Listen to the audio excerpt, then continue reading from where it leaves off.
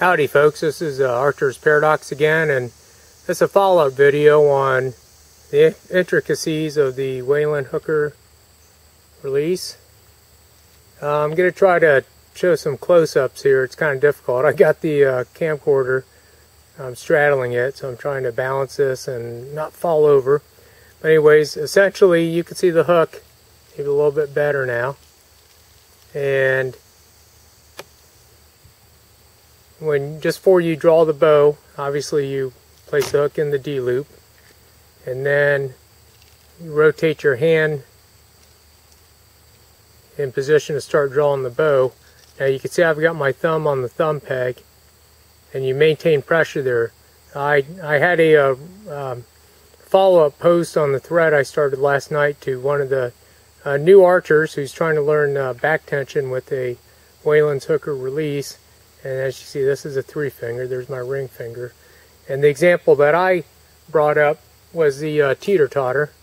So essentially, if we imagine the index finger as being the center of the teeter-totter, the fulcrum, this point right here, and if you have a weight on the thumb and an opposing weight on the ring finger and middle finger, and if you maintain pressure equally amongst the thumb, the ring finger, and the middle finger, the fulcrum is not going to rotate.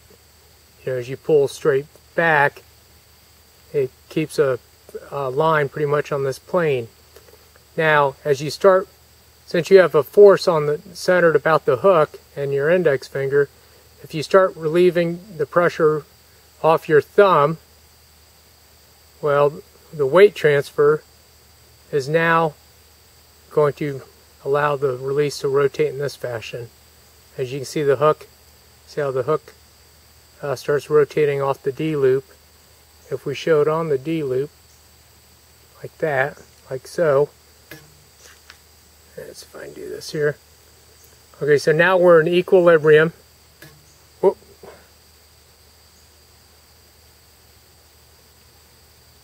We're in equilibrium right here. Okay, I've got pressure on my thumb, pressure on my index finger and my middle finger.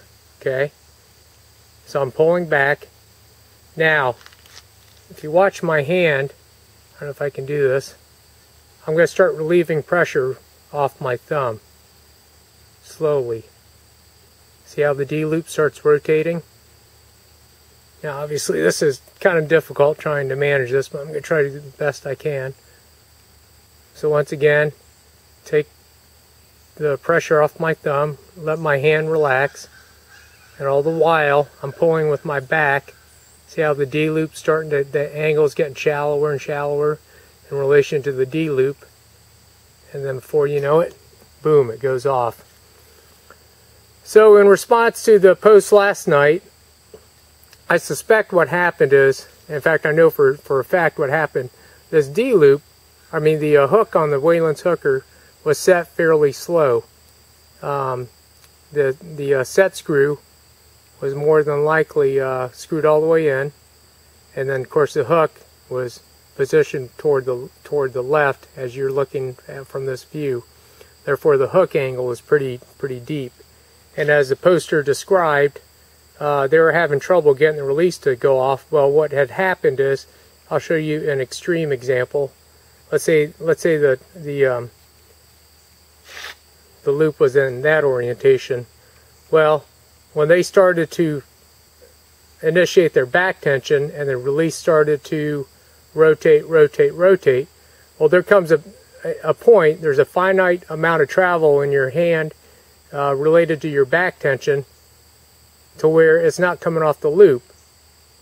So then what happens is, the poster described it as having to dump the release, where they just immediately jerked or punched the release off the loop.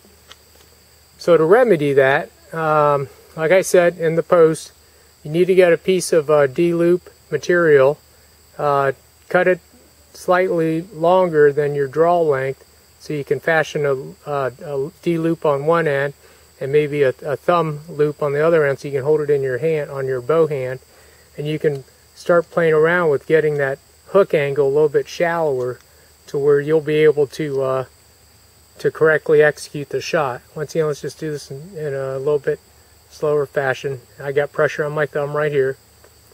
I got pressure in my hand. Now I'm going to really pull hard here. Now I'm going to release pressure from my thumb. Oh, that was a little bit quick there. It's kind of hard to do this. Try it again. I'm going to release pressure from my thumb like that. See how the hook angle starts getting shallower and shallower and shallower, and then boom, it goes off. Since yesterday, I've been playing around with. I've set it a little bit faster, not much. I think I just turned it about 1/8 of a turn. I'm pretty happy with it. One thing I did forget to mention is your D loop. What I try to do, I use the D loop locking pliers, which puts a tremendous amount of force on the D loop and cinches any stretch left in the D loop tight. And what you should do is take that dimension, that measurement from your string to the peak of the D loop, and write that down, because if you ever have to change out your D loop, instead of having to go through the whole process of trying to set your hook again, you'll have that dimension down, and you'll be pretty damn close to where you need to be. Another question that the poster asked was, there's no moving parts to this release. Well, that's the beauty of this release. It's so simple. Essentially, one of the biggest draws that Mike Whalen explained to me was that you have almost 100% consistent index finger pressure right here. Some of the other back tension releases, where you have the head and the hook mechanism is moving and so forth. A lot of problems that a lot of shooters have found over the years is inconsistent index finger pressure, which leads to inconsistent shots.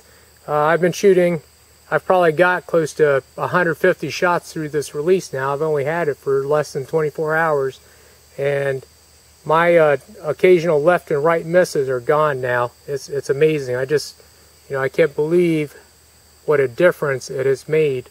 So anyways, I hope that answered some questions a little bit better. Like